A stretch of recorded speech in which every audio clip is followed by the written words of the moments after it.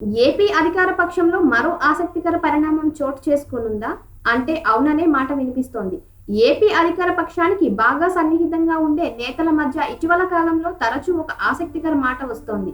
AP టీడీపీలోకి కొత్త రక్తం రానుందని, దీంతో బాబు తర్వాత అంతటి ప్రజాకర్షణ శక్తి ఉన్నవారు ఎవరూ లేరన్న అపవాదు తీరిపోతుందని చెబుతున్నారు. ఇంతకీ టీడీపీలోకి రానున్న వ్యక్తి ఎవరు అన్న ప్రశ్నకు సమాధానం వెతికితే నిజంగానే విస్మయకరమైన బదులు వినిపిస్తోంది. ఏపీ ముఖ్యమంత్రి చంద్రబాబు కోడలు చినబాబు లోకేష్ సతీమణి బాలకృష్ణ కుమార్తె బ్రాహ్మణి ప్రత్యక్ష రాజకీయాల్లోకి అడుగు పెట్టేసే సమయం వచ్చేసినట్లేనని చెబుతున్నారు. లోకేష్ కు తోడుగా బ్రాహ్మణిని కూడా 2019 ఎన్నికల బరిలోకి నిలపాలని భావిస్తున్నట్లుగా చెబుతున్నారు. అనాధికారికంగా ఈ అంశంపై పార్టీ వర్గాల్లో జోరుగా చర్చ నడుస్తోంది. చినబాబుతో పోలిస్తే బ్రాహ్మణికి ఉన్న ప్రజాకర్షక శక్తి ఎక్కువని, వాగ్దాటి విషయంలోనూ లోకేష్ కంటే ఆమె మిన్నగా ఉంటుందని తెలుస్తోంది. చెప్పాలనుకున్న విషయాన్ని సూటిగా స్పష్టంగా చెప్పటంతో పాటు అవసరమైన మేరకు మాత్రమే మాట్లాడే తత్వం ఆమెకు ఖచ్చితంగా ఆభరణం అవుతుందని చెప్తున్నారు.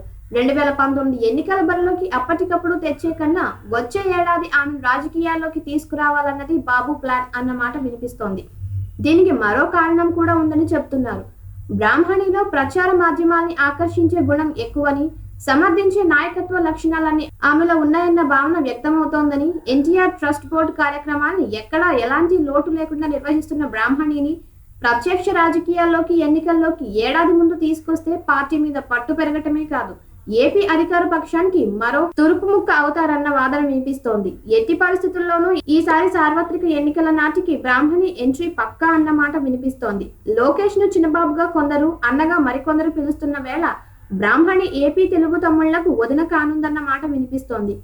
ఏపీ రాజకీయాల్లోకి అడుగు పెట్టే అవకాశం ఉందని చెబుతున్న కొత్త వదినమ్మ పొలిటికల్ ఎంట్రీపై అధికారిక అనౌన్స్మెంట్ ఎప్పటికి వస్తుందో చూడాలి.